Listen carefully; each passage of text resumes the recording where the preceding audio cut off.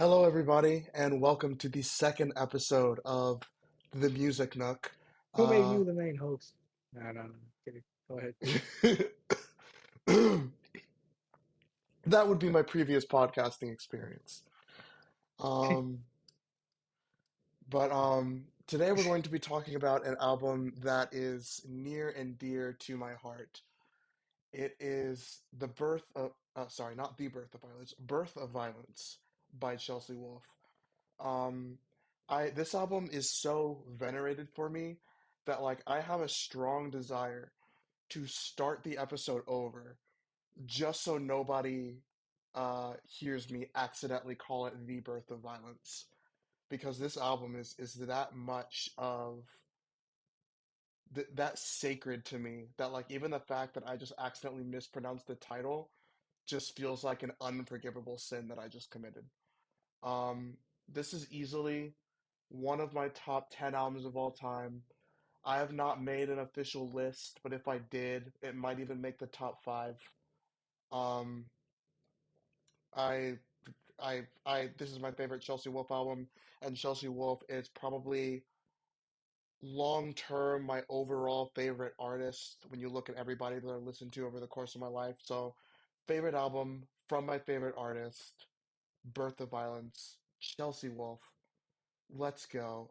Before I get into my what I promise will be very lengthy thoughts on this album, Jaden, you listened to this album for the first time in preparation for this podcast. What did you think about it? I thought it And was before I really go on, good. before we go on, I should also mention that this album, I should also give a little bit of a backdrop of this album. So actually, what I want to do is I want to go ahead and open up Well, shit. the Wikipedia page. Okay. Then. Sorry to interrupt. Nah, nah, it's fine. Um, Birth of Violence is the sixth studio album by American singer-songwriter Chelsea Wolfe. And singer-songwriter she is. She's both an instrumentalist, and as far as I know, she writes all of her lyrics. Even if she doesn't write all of them, she writes the majority of them. And she's the main driving force behind all of the music that her band puts out. The album was released in 2019 and it was supported by the singles The Mother Road and American Darkness.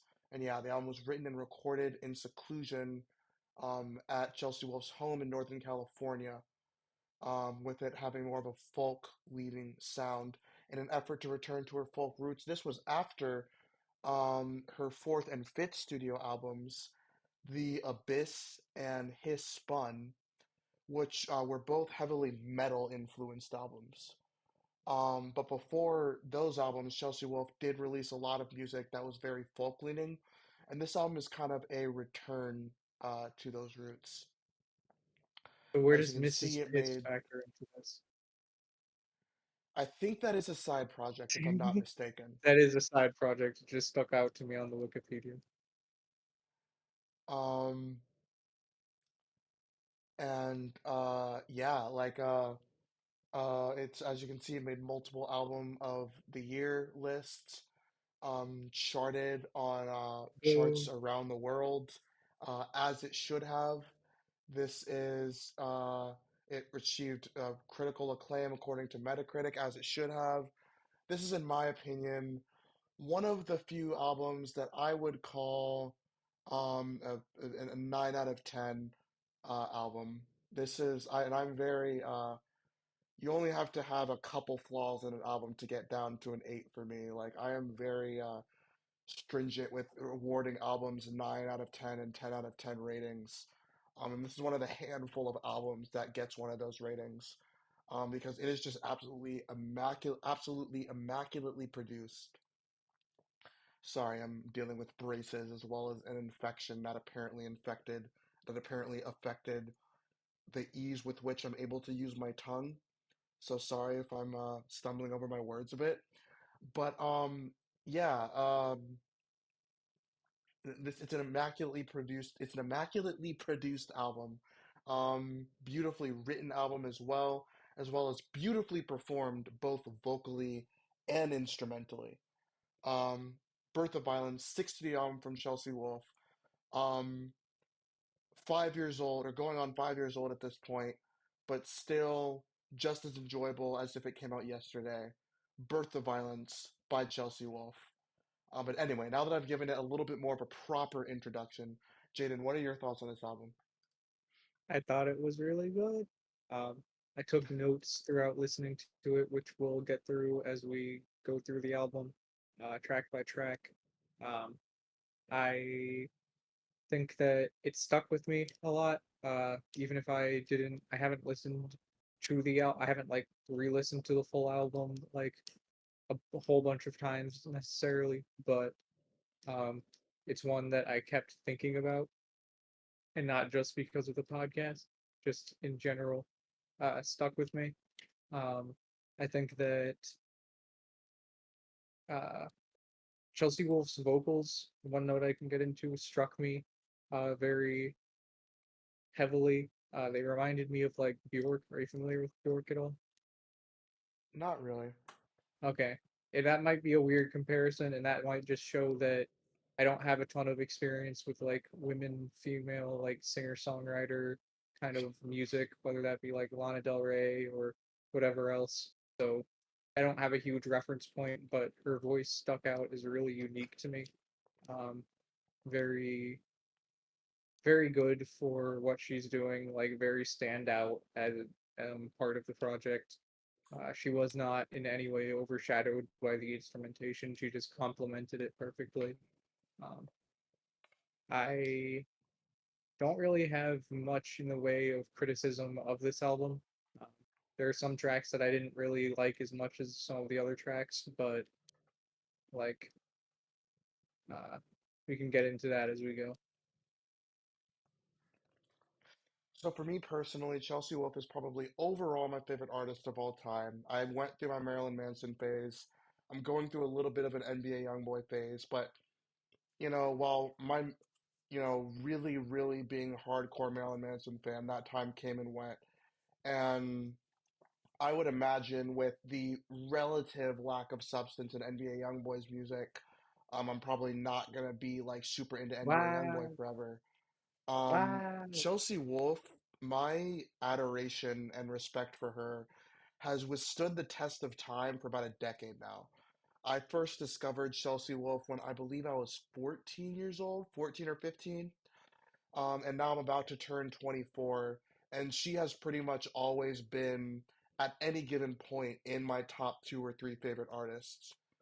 Um, and Chelsea Wolfe, um, she was a huge part in my realizing that I was transgender. She was a huge part in my transition as well, because her music is very feminine, has a very strong feminist undertones.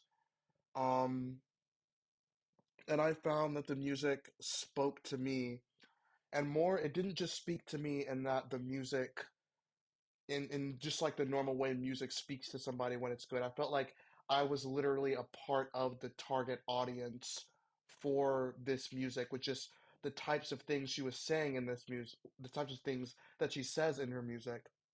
So that's actually part of what helped me to realize that I was trans and that it made a lot more sense for me to identify as female rather than male.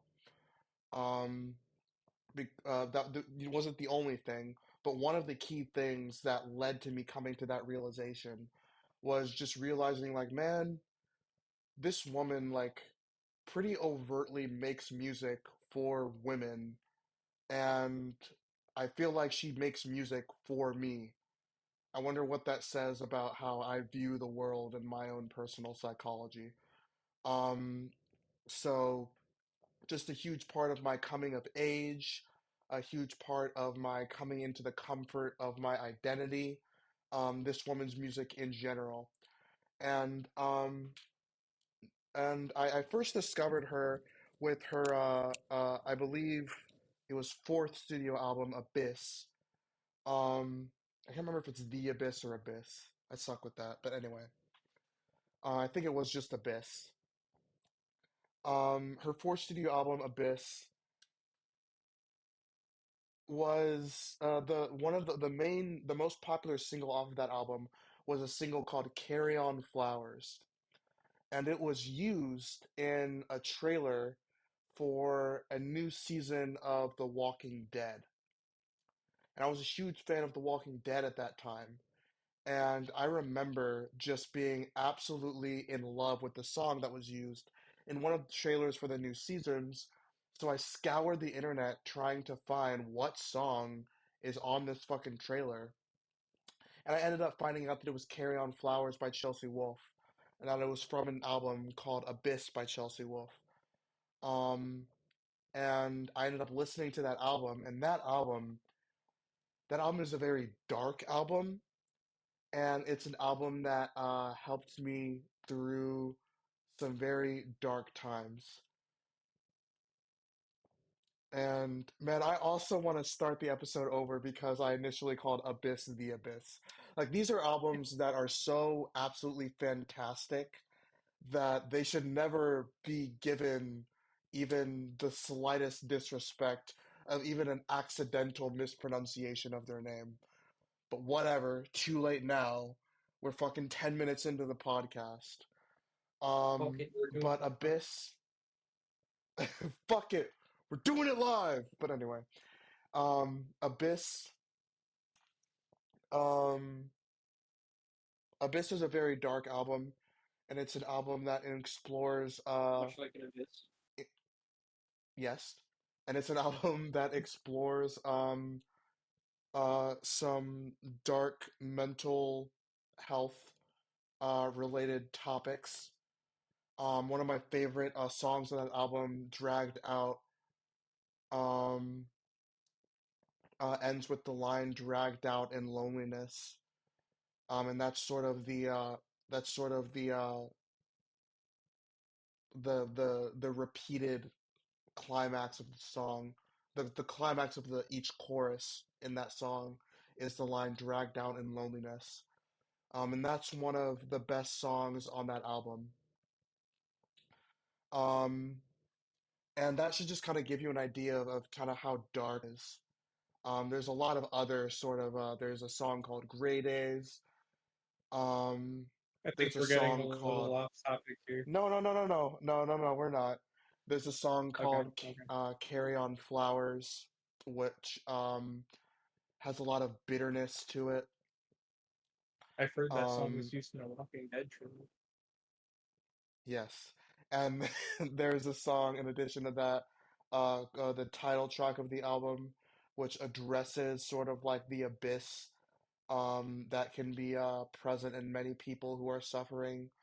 There's an album called After the Fall, which also explores some pretty dark themes, and I hope you're getting from just the titles of these tracks. I don't know if I said it. I'm very fucking tired right now. There's a song called After the Fall, which also explores some very dark themes. I'm very tired right And now. I'm doing no co-host of and the music. But and I I'm adding so much right now. I hope just these title tracks or little bits and pieces that I'm giving you from them give you an idea of just how dark that album is. And that album is what got me hooked on Chelsea Wolfe. And that album is, I would say, like a 10 out of 10 probably. I would say I like Abyss overall more, or sorry, I like Birth of Violence overall more because of its vibe, even though that there's one or two songs that I don't really care for. But Abyss is literally a perfect album. It's just almost a little bit too intense to be regularly enjoyed on a day-to-day basis. So that's why it's my second favorite album to the 9 out of 10 Birth of Violence. But anyway, I'm being autistic as fuck right now with these ratings. But anyway, long story short, Abyss is what got me into Chelsea Wolfe because it was a We're dark both album diagnosed that with was autism. dropped at a very It's dark not an uh insult. it was a very dark album that was dropped at a very dark time of my life. And it was very therapeutic for me to have this older female figure. As somebody who personally has a mother who is a horrible person, having this older female figure um kind of carrying me through the dark years that were my teenage years with this album that angsty topics, but not in a superficial way in which a lot of other music that people get into as teenagers does. It addressed it in a very serious way. It took these dark emotions very seriously, and that was needed because I was in an environment where I wasn't just experiencing normal teenage angst, I was actually being emotionally and physically abused on a day-to-day basis, right?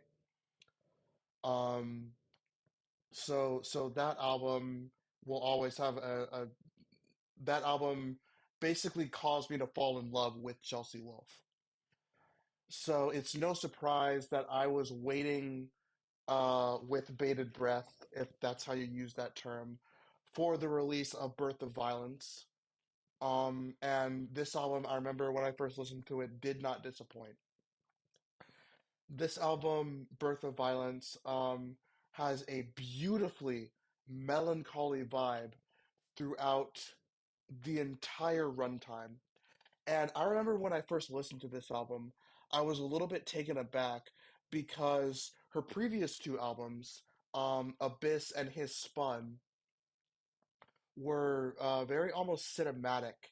And they had these huge, massive, grandiose, climactic moments sonically.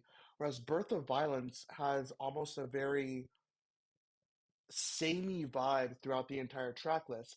So when I first heard it, I was waiting for, you know,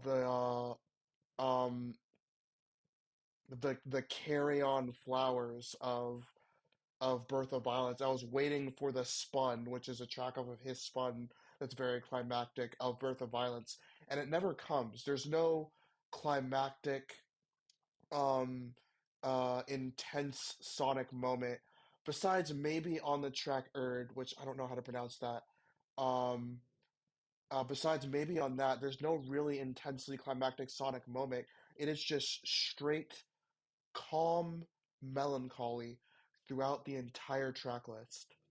And that makes it a beautiful album to listen to on a day-to-day basis. You don't need to be in a certain, well, I mean, it helps to be in a certain mood to listen to this album, don't get me wrong. But you don't need to be in a mood where you're down to handle some not easily digestible shit with this album. You're able to listen to this album when you're even just slightly sad, or even maybe when you're not sad. This is, I guess, what I'm trying to say, a much more accessible album than Chelsea Wolfe's previous two albums. And it's because of that consistent melancholy vibe that goes throughout the track list. And I don't even want to take it track by track, like we did the previous two albums, because there's not much to say about each individual track. I mean, I'm sure Chelsea Wolfe would have a lot to say about each individual track, because you can tell by the raw poetic nature of each of these tracks that she's pouring her heart out into each set of lyrics, but she doesn't force you to really meet her where she is. You can if you want to, but she doesn't really force you to meet her where she is in the way that she presents herself on this album, like is more of the case with the previous two albums. The lyrics almost take a back seat to just the sheer sonic vibe of this album. But I think despite the fact that it wouldn't be as necessary, actually now I'm changing my mind a bit, and I'm thinking that I do want to quickly go through the track list for this album as well. The Mother Road, I mean, what can I say? I interpret this song as at least in part Chelsea Wolfe acknowledging that she presents as a mother figure to, um if not her fans, then somebody in her life that she wrote this song about, or maybe even multiple people. And that's something that really struck a chord with me, because again, I had an abusive, narcissistic mother. My cat is doing some weird shit outside, but hopefully she didn't hurt herself. That was a loud bang.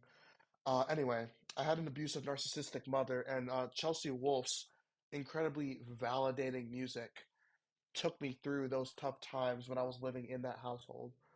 So Chelsea Wolfe having taking expressing that she feels that she has taken the mother road in some sense with her life, is not really any surprise to me. I don't know if it was a surprise to her.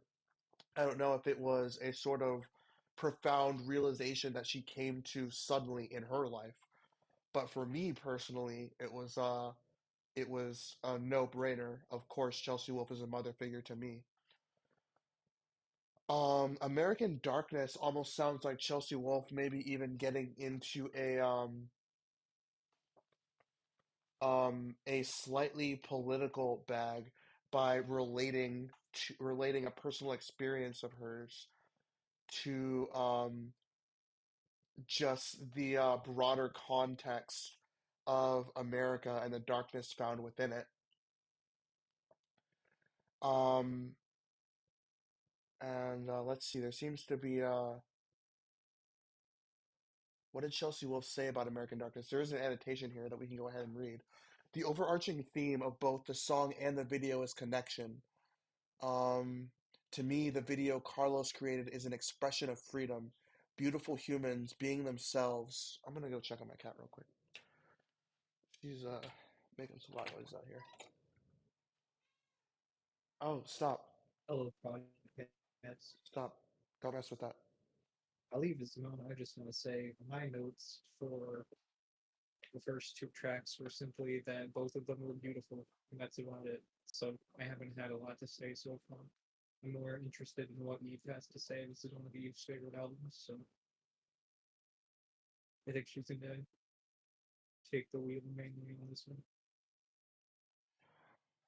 To me, the video Carlos created is an expression of freedom. Beautiful humans being themselves, responding to the call of the lyric, Won't You Dance? It began as a sort of homage to a scene in the Paul Thomas Anderson film Magnolia, where the characters are singing along to the Amy Mann song Wise Up.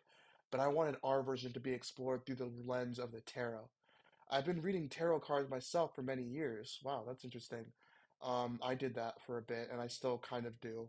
And researching the symbolic expressions of the cards for this video made me want to dive even deeper. To represent that, I played both the Fool, and the High Priestess cards in the video to embody both the beginning of the journey and the realization that the sacred knowledge I was seeking was inside me all along.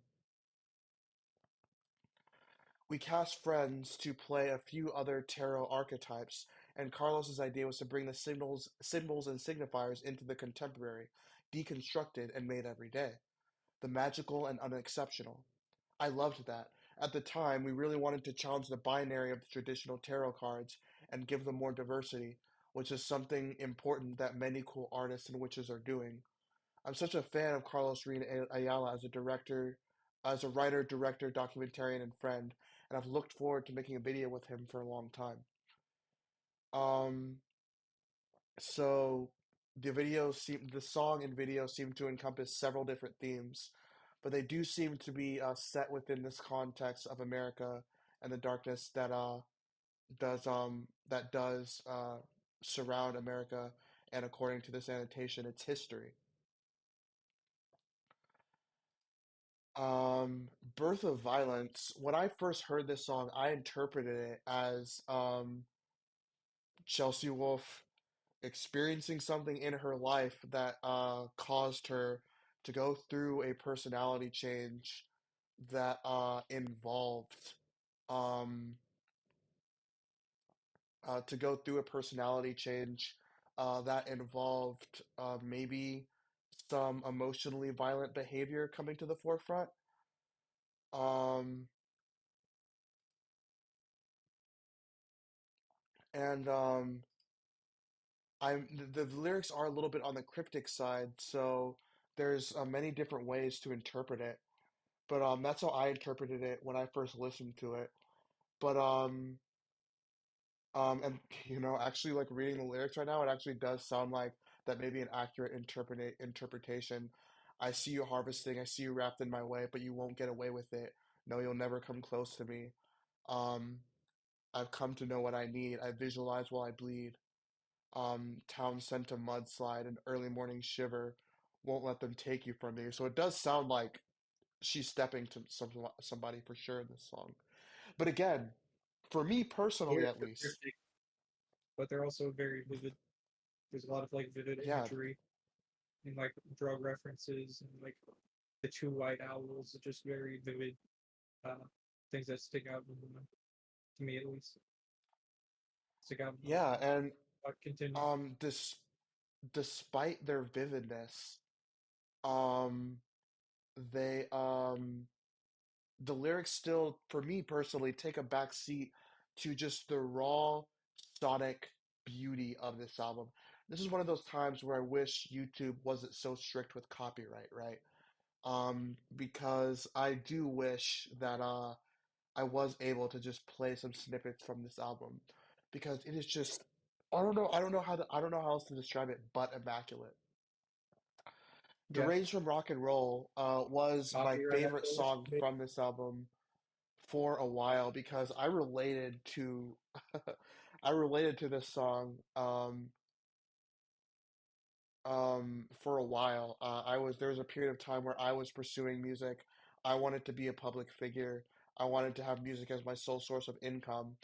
And even though that I'm kind of doing music for a living now, it's not the same thing as what I was trying to do before. But there was a period of time where I really felt deranged for rock and roll. I really felt like I was living a pretty hard rock and roll lifestyle, and it was for the love of rock and roll. And that's what I interpret this song as being about. And this song has this beautiful, beautiful soaring chorus. I don't even want to try to sing it because it requires so much talent to sing, so much talent to come up with. Um, and yeah, this song is about being deranged for rock and roll, being in love with and devoting your life to rock and roll. And that is just that shit hit home for me for a good couple years when I was really trying to do that shit. And now I feel like I'm a little bit more of a normie, but it still remains one of my favorite songs of all time, just because of the special place in my heart that it continues to hold, because of how much it resounded with that era of my life. Be All Things is for me personally a sort of inspirational, positive song. I cannot stop. I want to be all things. For me, I want to break free of um, this prison, these chains that are the lessons that I have been taught by my abusers. And I want to overcome them, and I want to be everything that I can be as a human being, and I want to be everything that I would more easily be if I had had more nurturing caregivers, right? So one of my favorite inspirational songs of all time. I think you pronounce this song Erd.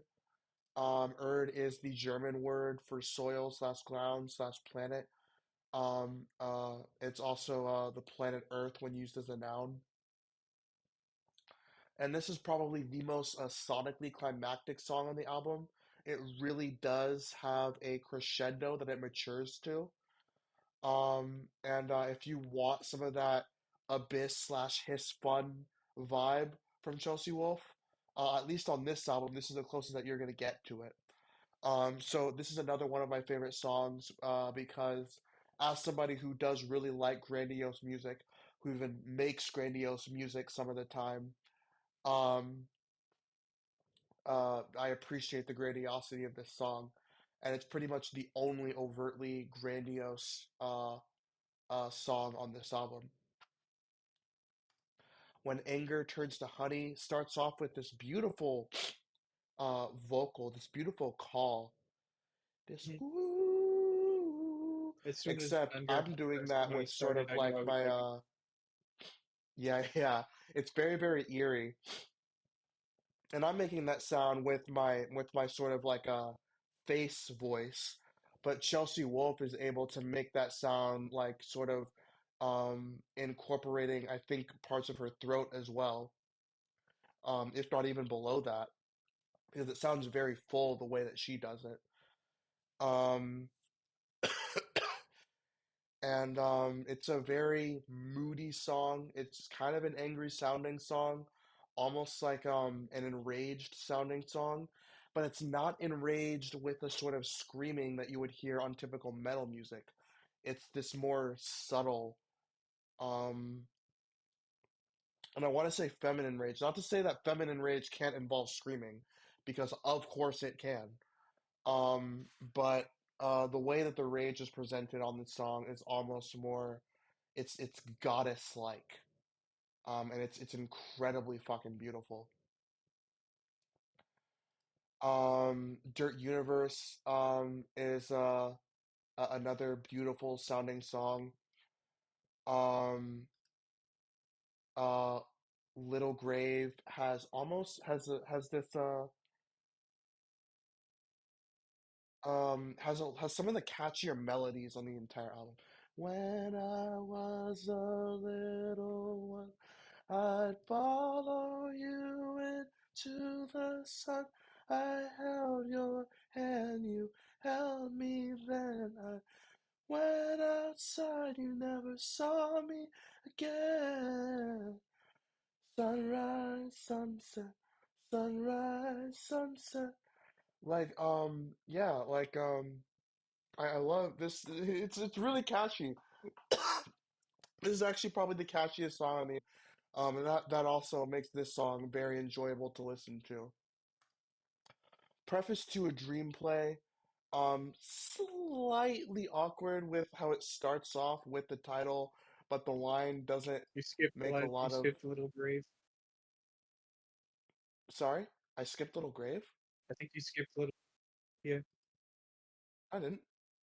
Yeah, that's the Oh, one with maybe. the catchy melody. Um, but then That's my English to money. Preface to a Dream Play starts off slightly awkward for me, but it's still a beautiful song. Like you get over that awkwardness like within 5 seconds. Excuse me, God. You get over that awkwardness. I We need to start the podcast over. I cannot be talking about Chelsea Wolfe and burping like some sort of fucking Neanderthal. But anyway, Dang. um, still, you get over that awkwardness within 5 seconds, and it just turns into just another beautiful ass fucking song. And just every single song on this album is just beautiful as shit. Um, I don't know what the fuck else to say about it. Um, that Highway is probably the only song on the album that I don't really care for. I mentioned a Highway is one of couple my songs that I favorites. don't care for earlier, but I think it's really just this song. I think it's a little bit more self-indulgent compared to the other songs. Um, and it's probably the least relatable out of all the songs, but it does still have a beautiful performance sonically. And I love the almost like slight country vibes that are incorporated towards the end of the song. Um, there are some slight country vibes on the song, which of course dances well with the folk nature of this album. And then the storm is just audio of a thunderstorm. I'm assuming that that's something that's a little bit more conceptual, that you might understand a little bit better if you Yeah. were to dive deeper into the lyrics of this album. But like I've said several times now, for me, it's not about the lyrics for the album. For me, it's about just how beautiful this album is sonically. I cannot stress this enough. I cannot stress enough that if you enjoy beautiful sounding music, listen, it doesn't make any sense to not listen to Birth of Violence by Chelsea Wolfe. Um, and that's all I've got for tonight. I wish I was less tired. I wish I had not been going for 12 hours straight by the time we recorded this podcast, so that I could be a little bit more I could have enunciated myself a little bit better. Maybe even have had a little bit more to say. But at this point, I have been talking for 35 minutes, and I feel like I've gotten my point across, which is that this album is fucking beautiful. And despite the fact that Highway and the slight awkwardness to preface to a dream play bring it down to a 9 out of 10 for me. It's still my overall favorite Chelsea Wolfe album because of just the raw sonic beauty of 90% of the fucking album and the fact that it is so accessible and the fact that it does make the perfect melancholy vibe for a melancholy day. If you're having a melancholy day, listen to this album and it's gonna fit with you, I promise, to at least a certain extent. It's going to be a nice album to listen to.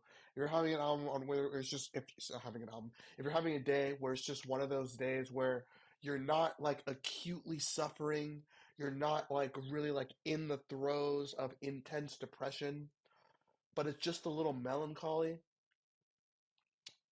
this album captures that mood absolutely perfectly.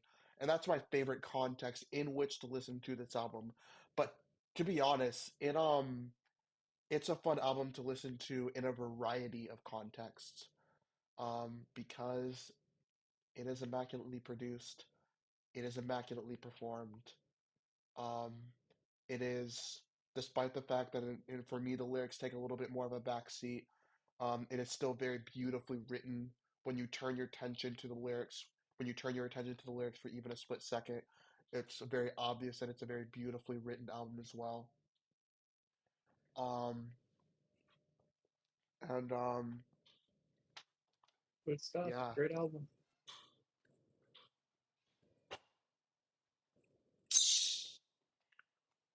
sorry.